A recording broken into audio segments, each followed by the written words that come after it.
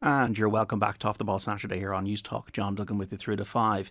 Now, the Women's World Cup shown off the ball is with Sure Non-Stop Protection deodorant, official sponsor of the FIFA Women's World Cup 2023. We know the World Cup is over. We know Spain have won the tournament. Unfortunately, events in Spain with the behaviour of their FA chief, Luis Rubiales, have overshadowed the magnificent achievement by their women's team in winning the FIFA World Cup for the first ever time. Here at home, our success in qualifying for our first ever major finals has been soured, it's fair to say somewhat, by the extraordinary fallout around the departure of Vera Pauw as national team manager this week. I think it's good to get up to speed and bring people up to date because this is a continually developing story. Aidan Delaney from Off the Ball is with me in studio. Aidan, how are you? I'm not too bad, thanks, John. Let's just go through the facts again of what's happened this week. On Tuesday, the FAI announced that Vera Pauw would not be awarded a new contract after 4 years in charge. That's their right, the Dutch woman. Only, though, the third ever manager, Irish, after Jack Charlton and Mick McCarthy, to lead a team to a World Cup finals.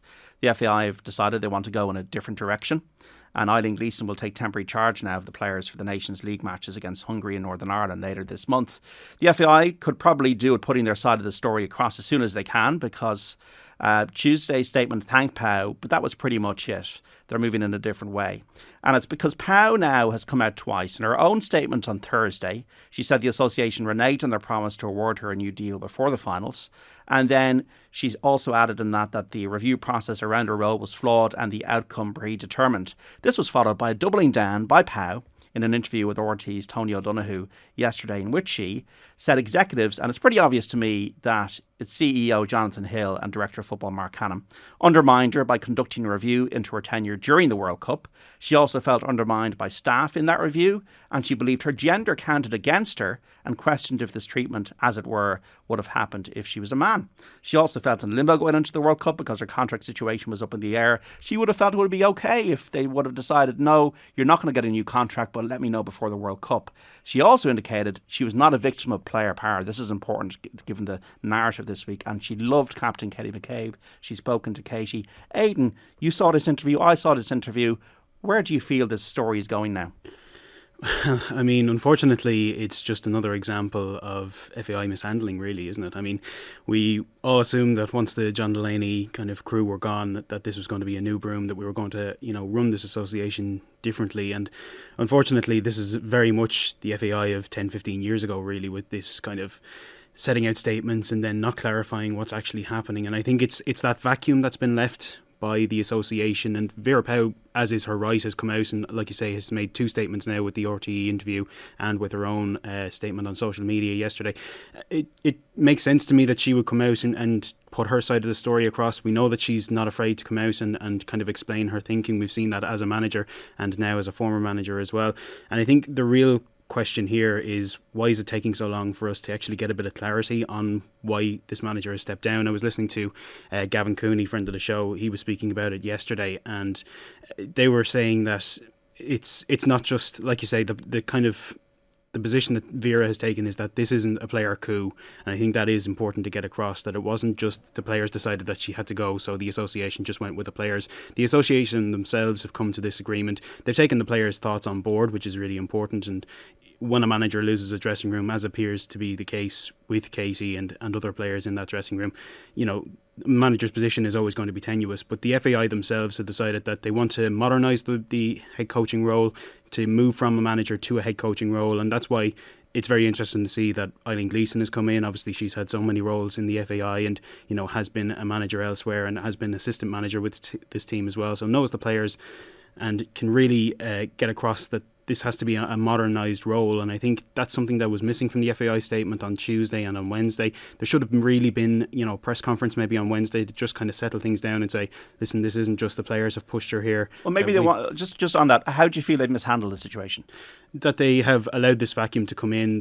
They have said that they won't speak on this situation until after the men's games, and I suppose there would be other reasons for that, to try, this is obviously two massive games coming up for our men's side as well, and they want to make sure that there's not going to be too many distractions around that side as well. They're obviously in a bit of a bother in terms of qualifying themselves, but to allow this vacuum to be created and to allow Vera Pauw to just kind of take over the narrative now, I think that's really poor management. And to not just have a press conference on Wednesday morning and just say, this is our position, this is why we've taken the decision we have, and then we could all kind of get on with our lives a little bit. But I don't really remember when Mick McCarthy left, for example, the men's team, or when Martin O'Neill left the men's team, the press conferences. I know it was a different FAI at the time.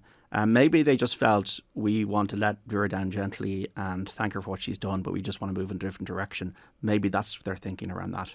But they might not have expected Vera Pauw to be so forthright in a response. So maybe they've been caught on the hop. Possibly. I think if they've been dealing with Vera Pauw over the last couple of years, they've seen the way that she deals with things, and she wasn't going to go quietly, and that is her right. She's more than willing to go out and speak to the media, and that's another thing I think that's been pushed over the last little while, that this has kind of been a media narrative that has driven her out of the job as well. I don't think that's the case, and I think you saw her yesterday. She's more than happy to come out and put her side of the story across. I think that they know that Vera Pauw is going to want answers, and now the public are demanding answers as well, and it seems like we're not going to get any until the end of the month.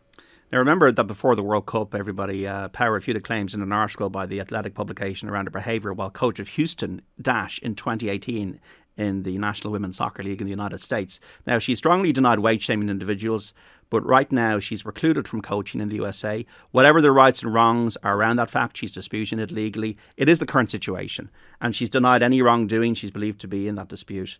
But I just wonder, maybe sometimes things have a shelf life. Katie McCabe obviously wasn't happy when Vera Pauw dominated that press conference just before the World Cup, refuting those claims, the Athletic. And maybe there was just too much noise. Maybe there was a feeling that this had reached a natural end. And maybe it might be wise of the FAI now, if they believe that is the case, to come out and publicly articulate that as soon as possible. And as you say, then that vacuum would be cleaned up, as it were. I'm just very interested in the players, because it is very clear from the message that Vera Pauw gave yesterday. She'd no hard feelings towards Katie McCabe. She'd no hard feelings towards the squad. It wasn't player power. But I'm also interested in that not one player of the 23, I find this very strange, has come out publicly and thanked Vera Pauw and wished her well. I just find that odd. That is a strange position, and again, you don't want to keep comparing it to the men's side, but like we say, Stephen Kenny has been under a little bit of pressure in recent times, and yet players are very forthright in their backing of him, even though he might, particularly a couple of months ago, he would have said that his position was a bit more tenuous than Vera Pauw's. It is kind of strange, I suppose. Maybe players are just waiting to see how it all comes out in the wash, and maybe in a couple of years' time we will have these kind of tell-all interviews, and this is what really happened out in Australia. Unfortunately, there seemed to be such a united group when we got that big win in Scotland and heading down to this World Cup, and unfortunately it came to that France game, and that's when things started to fall apart a little bit. And maybe some players coming in kind of disrupted the system a little bit. Maybe some players felt that they weren't getting the chances, that they had helped Ireland to get qualified for this tournament and then didn't get the chances they needed to actually prove themselves on the greatest stage of them all. It'll be very interesting to see who comes in next and how they deal with the players, because it hasn't been completely player power here, but obviously players have been listened to and players have had their say. I'm just interested, the players had said the opposite, that they all wanted Vera to stay. After qualifying us for the World Cup, her first ever time, surely she would be staying. Yeah, like I say, I think it comes back to the FAI want to modernise this role and to kind of bring in more strength and conditioning, and we know that Vera Pauw has kind of issues when it comes to strength and conditioning and weightlifting. And they need to articulate that. If exactly, that's what my point was, that they needed to have a press conference on Wednesday to say, this is what we're thinking here, this is why we've decided to go in a different direction. Like you say, the players didn't push Vera out of this job. If all the players had wanted her to stay, I think there still would have been a discussion of, well, how did the qualification go, how did we get on in Australia, and executives.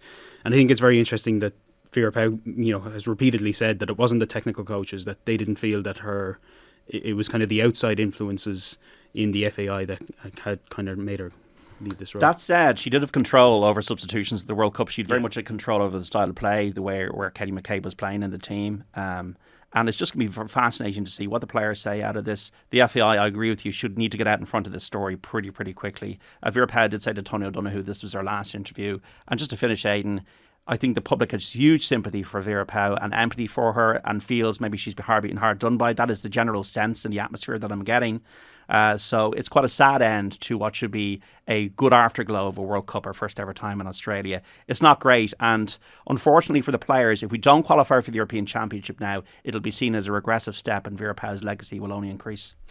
That's kind of the interesting thing. I don't think Vera Pauw's legacy will actually be harmed by this in other countries. When other countries look at, interestingly, she mentioned in the Tony O'Donnell interview that she had been offered 2 jobs and decided to decline them because she felt that she was going to remain as the Ireland manager. So other teams are looking at Vera Pauw. They're looking at her style of play and saying maybe that could make us successful. Maybe that could get us, into championships or maybe into club football as well. Obviously, America aside, given that she has other issues there, but I do think that her legacy will probably be looked back on quite fondly, especially if Ireland, kind of build on this and, maybe we get to another, a European Championships or get to another World Cup and say that this was the start of the journey, that Vera Pauw had to kind of kick that into gear, and these players will come back and maybe look back on this time and say, okay, it was a little fraught, maybe we didn't go about it the exact right way, but it was the start of something, and we can, go on and build on this. Aidan Delaney from Off the Ball, thank you for joining me just to give you the update on the whole situation around the Republic of Ireland and the departure of Vera Pauw. We will discuss more